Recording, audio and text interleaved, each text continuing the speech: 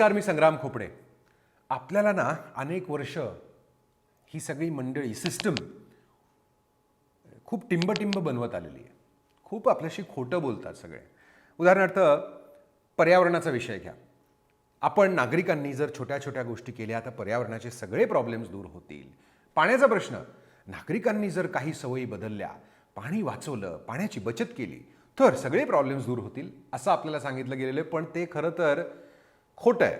म्हणजे त्यात तथ्य आहे, थोडंसं तथ्य आहे, पण हे सगळे जे मोठे प्रॉब्लेम्स असतात ना, शहराचे, राज्याचे, देशाचे किंवा एकंदरीतच पृथ्वीचे, निसर्गाचे, पर्यावरणाचे, ते काही इंडिव्हिज्युअल लेवलवर ॲक्शन घेऊन सुटत नसतात. त्यासाठी पॉलिसी लेवलवरती सरकारनं, सिस्टमनं मोठमोठ्या गोष्टी करण्याची गरज असते. पुण्याच्या पाण्याचाच प्रश्न घ्या. 2023च्या ऑक्टोबरमध्ये महिन्याभरात 32,651 एक्झॅक्ट आकडा आहे, एवढ्या टँकर ट्रिपा झाल्या. तेच 2022मध्ये ऑक्टोबरमध्ये तो आकडा होता 25,000 टँकरच्या ट्रिप्स. ऑक्टोबर महिना, मॉन्सून नुकताच संपलेला आहे, धरणं आपल्याकडे आहेत, तरीही पाण्याचा प्रॉब्लेम हा आपल्याला फेस करावा लागतोय आणि परिस्थिती अजून बिकट होत जाणार आहे. कारण जो वाढीव FSI आपण दिलेला आहे मेट्रो आणि या सगळ्या गोष्टींसाठी, त्यामुळे नवीन बिल्डिंग्स येणार, आणखी लोक तिथे त्या डेन्स याच्यात राहायला येणार. यांना पाणी कुठून आपण द्यायचं? यावर उपाय आहेत. MH12 कसे वाजले आणि the Pune model of governance या रिपोर्ट्समध्ये मी जगातले बेस्ट प्रॅक्टिसेस, आपल्या देशातले बेस्ट प्रॅक्टिसेस सगळे मांडलेले आहेत.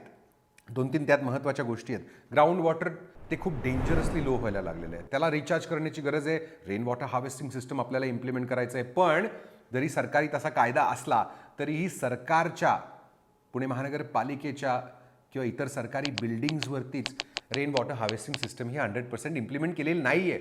तरी ते आपल्याला सांगते की तुम्ही करा. सरकारने खरं तर हे केलं पाहिजे. त्याचबरोबर आपलं जे सांडपाणी आहे त्यातलं 70% ट्रीट होतं आणि बाकीचं सगळं नदीत मिसळलं जातं. तुम्हाला 100% पाणी शुद्ध करावं लागेल आधी. त्याचा फायदा असाही होईल की ते 100% पाणी आपल्याला पुन्हा वापरता येईल पुण्याच्या सगळ्या गरजांसाठी. आणि या सगळ्या गोष्टी करत असताना टँकर माफिया नावाची एक गोष्ट आपण वारंवार त्याच्याबद्दल ऐकत असतो. सरकार जर टँकर माफियासारख्या माफियांपुढे झुकत असेल किंवा त्यांच्यावर अंकुश ठेवू शकत नसेल तर मग फारच अवघड आहे सगळी परिस्थिती. आणि तुम्हाला आणि मला, नागरिकांना खरं तर या टँकर माफिया ला घाबरायची काहीच गरज नाही आहे. आपण 40-45 लाख पुणेकर आहोत आणि असल्या वेस्टेड इंटरेस्टला आपण जुमानणार नाही. पुणेकरांच्या रोजच्या जगण्यातले सगळे प्रॉब्लेम्स मी अभ्यास करून मांडलेत, त्यावर उपाय सुचवलेत. MH12 कसे वाजले आणि त्याचबरोबर अभ्यासपूर्ण असा पुणे मॉडेल फॉर गव्हर्नन्स. आता हे मला तुम्हाला भेटून डिस्कस करायचं आहे. यावर तुमचा फीडबॅक हवा आहे. भेटून आपण काहीतरी ठोस असा ॲक्शन प्लॅन तयार करूया. कारण हा आहे माझा संग्राम पुण्यासाठी, आपला संग्राम पुण्यासाठी. मी संग्राम खोपडे.